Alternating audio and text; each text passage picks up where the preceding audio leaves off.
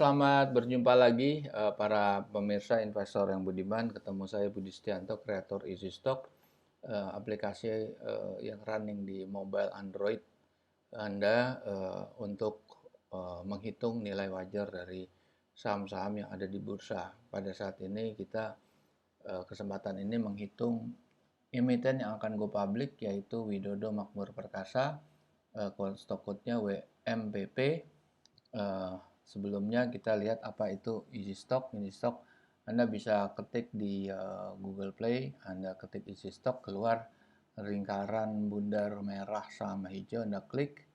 Nah, di sini banyak penjelasan, what news-nya apa, terus bagaimana cara menggunakan Easy Stock, dan ada video tutorial kenapa kita harus pakai Easy Stock.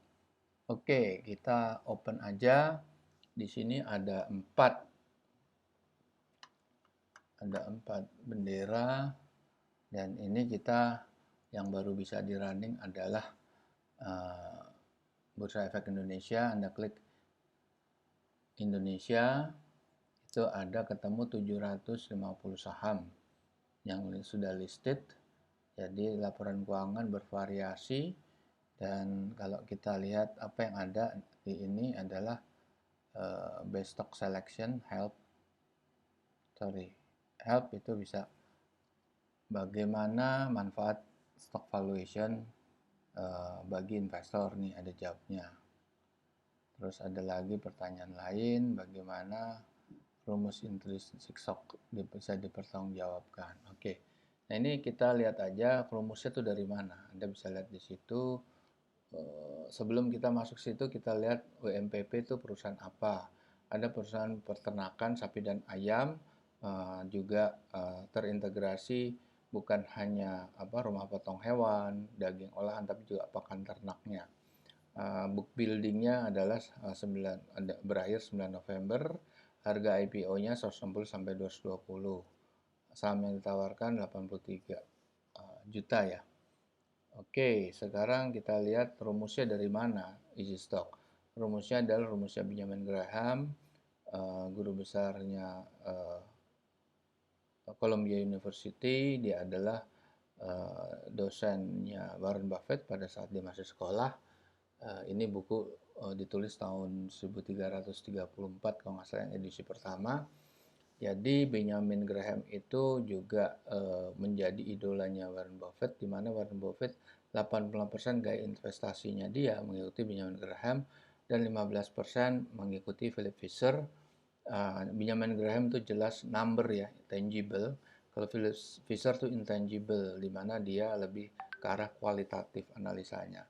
Lantas rumusnya seperti apa? Itu rumusnya seperti Anda lihat di situ rumusnya. Rumusnya adalah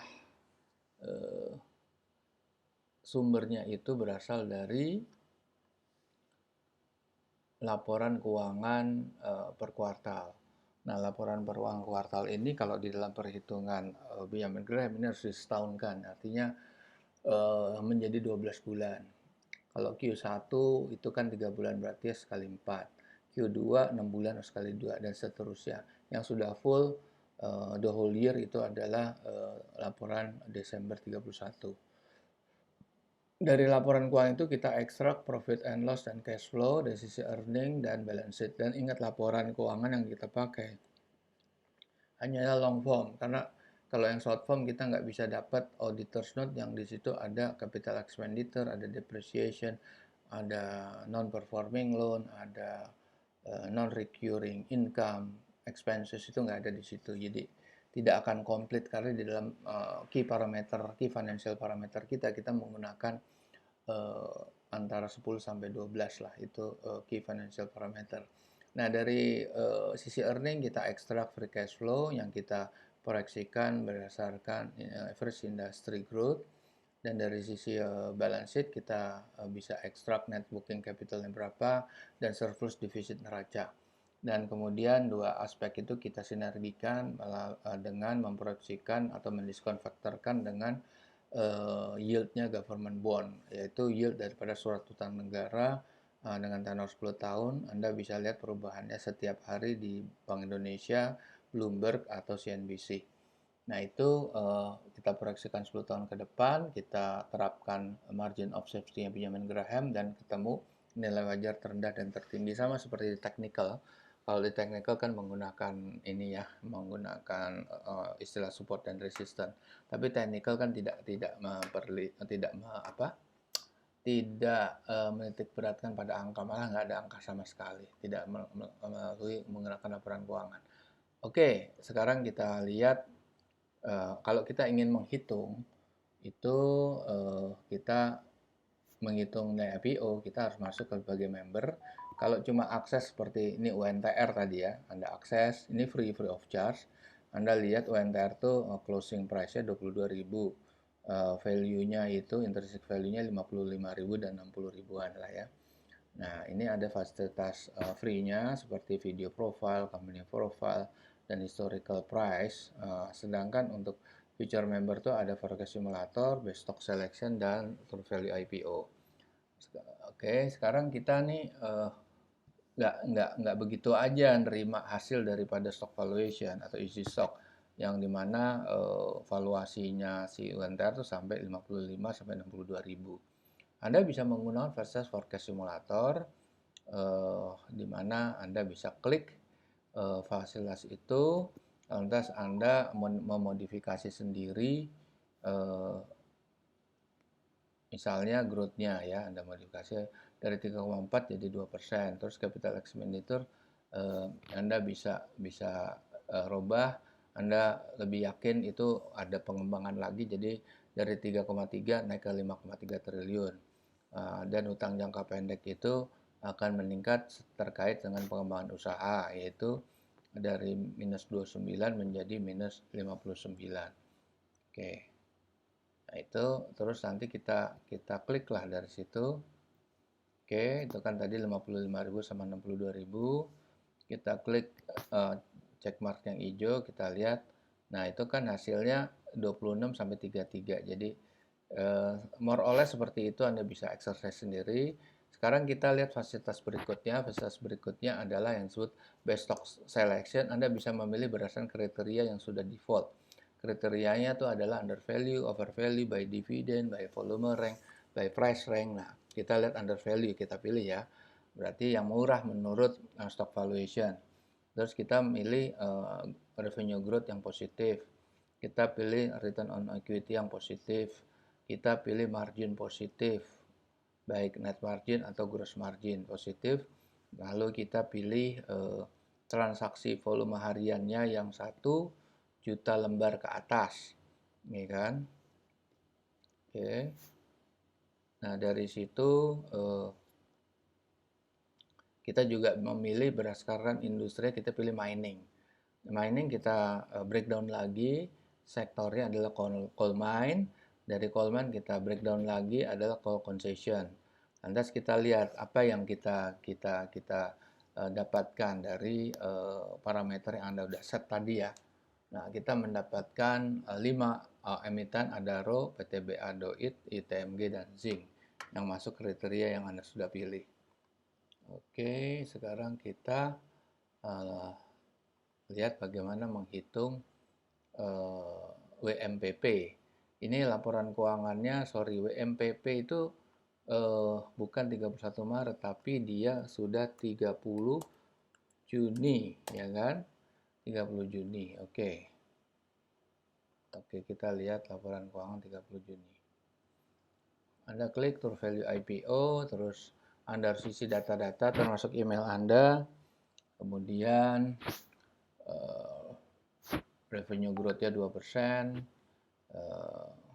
oke, terus Anda isi CAPEX, OPEX, depreciation itu positif ya, berarti OPEX-nya, depreciation, dan pendapatan biaya lain-lain lebih besar dari CAPEX-nya, maka menghasilkan nilai positif.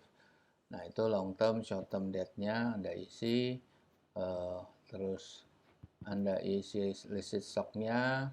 Tadi kan bergerak di angka berapa tadi ya, kalau nggak salah nilai IPO-nya ya waktu itu. Oke, sekarang net current asset-nya berapa, kita lihat. Berapa hasilnya untuk laporan 30 Juni. Itu tadi dikali 2 ya, karena itu Juni ya. Untuk earning yaitu net profit sama capex opex depreciation dan lain sebagainya itu harus dikali 2. Nah, ternyata interest value-nya cuma sampai 24. Selesai negatif karena utangnya tinggi banget itu short term debt-nya itu uh, tinggi banget dan belum ditambah dengan long term debt-nya dari short term debt-nya aja udah negatif. Dia sudah negatif loh di situ. Oke, kita lihat berapa tadi dia minta harganya. Oke, minta harganya 160 sampai 220. Untuk laporan keuangan terakhir kita nggak bisa terus karena dia negatif ya. Karena dia kecil sekali nilainya, jauh daripada taksiran harga IPO. Oke, sekarang kita lihat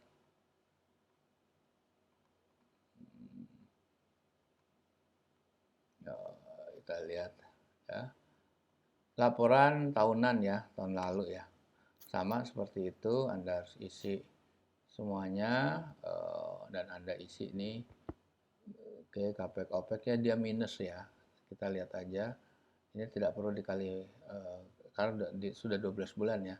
Tidak perlu di set lagi. Oke.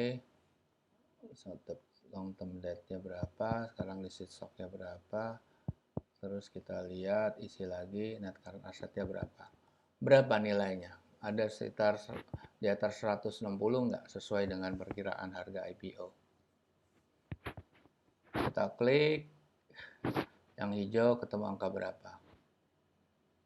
Nilainya masih tetap 30 perak. Sangat-sangat jauh dari perkiraan taksiran harga IPO yang mau dijual yaitu 220. Ini terlalu mahal. Sudah sangat-sangat overvalue. Baik para pemirsa sekalian, kalau Anda mau melihat IPO, daftarnya bisa lihat di sini. Nah, itu ada ini KSI punya ya. Anda bisa periksa lah semua di situ. Anda bisa download prospektusnya. Anda bisa menggunakan isi stok untuk menghitung kira-kira berapa. Dan kalau Anda punya antisipasi lain seperti growth rate-nya dan Anda bisa feel free ya untuk menggunakan easy stock sesuai dengan analisa yang Anda inginkan. Dan terus terang ini Anda bisa melihat bahwa untuk saham khususnya saham MPP ini terlalu mahal ya, sudah overvalue dengan kondisi laporan keuangan yang terakhir dan sebelum terakhir. Baik, sekian para pemirsa, nanti kita berjumpa lagi di lain waktu. Ciao.